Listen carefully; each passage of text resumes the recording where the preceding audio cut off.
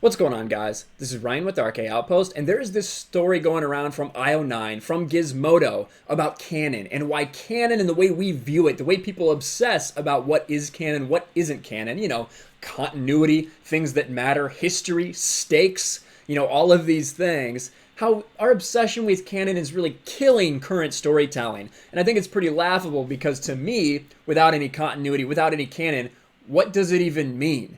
They just want people to not think about anything, just consume, consume, consume.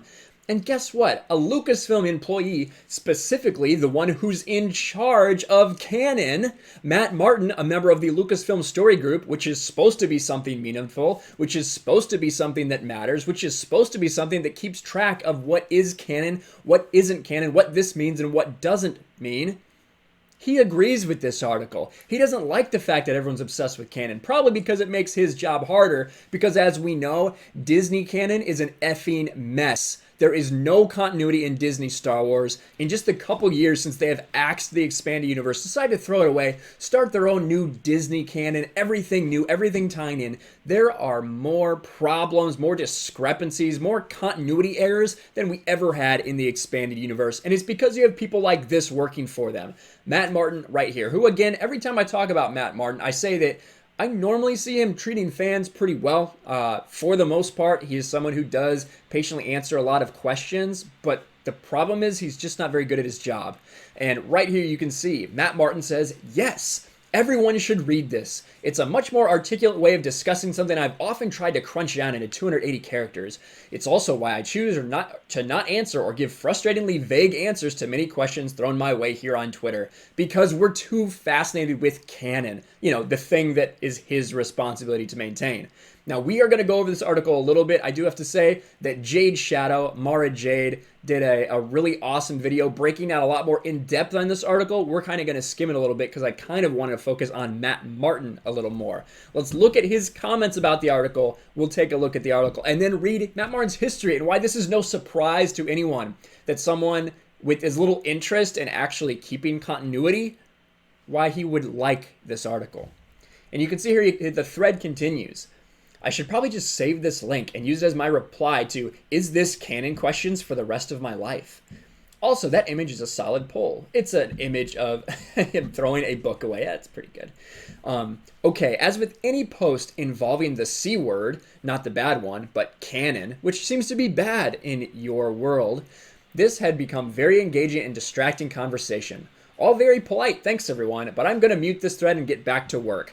And now there's tons of people in the comments saying that, yeah, we kind of like canon. Canon kind of means something to us. It means it's something you can expect. It means that there is some kind of history, some kind of lore, that things matter and that things have stakes.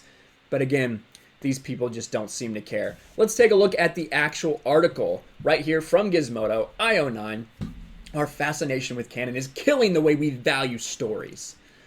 As the pop culture we love becomes increasingly dominated by vast franchises of interconnected worlds and stories, so does it become dominated by one singular question from diehard fans. Is the thing we're about to consume canon to everything else we've consumed before? It's an attitude that's turning our love of stories into some bizarre archival competition. And on one hand, listen, I can sit here and I can look at this from a perspective and I can say, yeah, I think that if canon is, number one, the only thing you care about above all else, above any story, anything like that, then yeah, that may be kind of a weird view to take when you look at a story, because how good the story is also matters. But I don't think you can just discount canon, because that is important. Without knowing whether something is canon or not, you can't really tell if it matters to this grand overarching story that they are trying to tell, if it fits in or if it's some kind of Elseworld tale. Not that you can't enjoy those, you can, but it has a different meaning. Canon is not an inherently bad thing, of course. It can provide structure to chaos, and it can provide a sense of not just continuity, but stakes as that continuity progresses. Yes, all the reasons that it's important to so many people. The idea lets characters bear the impact of events on their journeys across not just one narrative, but many, allowing them to grow and change to a point where they might even be entirely different kinds of people compared to when we first met them. There's still plenty of room for variety and interpretation, even in a relatively strictly defined canon. Just look at Star Wars and the kind of stories it can still tell, despite the mandate from high that anything told must fit into what's been established since Disney took over the franchise. And to be honest, it's not all that different. When you look at the old expanded universe, they had tiers of canon, hierarchy of canon. What mattered the absolute most, all the way down to what was not canon with what was told. And everything was very strictly defined. It was this way for 35 years, almost 40 years. Until Disney took over, they said that everything is going to be canon. And unfortunately, the person that they put in charge, the people that they put in charge, just don't give enough of a crap about it. There are people like Matt Martin who don't want you to talk about canon. They just want you to sit there and enjoy it. Just eat the popcorn, consume what they are feeding you. But those stories benefit from the added weight of being definitive interpretations or events that flesh out an entire galaxy's worth of stories. But where canon, or rather our hunger for it, goes terribly wrong is whether something matters or not becomes the base standard for how we consider a piece of media. And of course, they're talking about how people use this as elitism in fandom if you don't know what canon is or is not. There's a specific line here. But craving for it above all else is a toxic attitude. Yes, wanting something to be canon is toxic. Wanting to know what canon is and is not is toxic, according to Gizmodo and according to Matt Martin, according to Lucasfilm. That's what he is saying.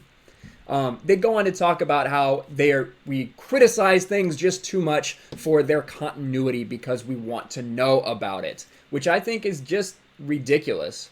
To me, it's not that much of a stretch to ask if something is canon or not, if this matters or not, and to want some continuity in the stories that you're consuming. Again, or else you have things like the sequel trilogy. Even episodes 7 to 8 to 9, they don't make sense with one another. There is no continuity there, therefore the stakes don't make any sense, and they're not believable. And again, right here, this is kind of how he wraps it up. It's fine if you want something to matter to a world and characters you care about, but it shouldn't be the end-all be-all of your investment in them. And this is ironic, too, because this entire article is basically saying if you care about canon above everything else, go F yourself, you're terrible, you're toxic. Then he says this: fandom is such a wide, shareable passion, full of different opinions and interpretations about a thing, united by a shared vested interest and love for storytelling. Valuing the sterile facts of those stories more than the things about them make us think or feel is a sad thing indeed. So yes, fandom's so awesome. It has so many different viewpoints, so many shared passions, all this stuff. But if you think like this, go F yourself. Of course, that's always how it is.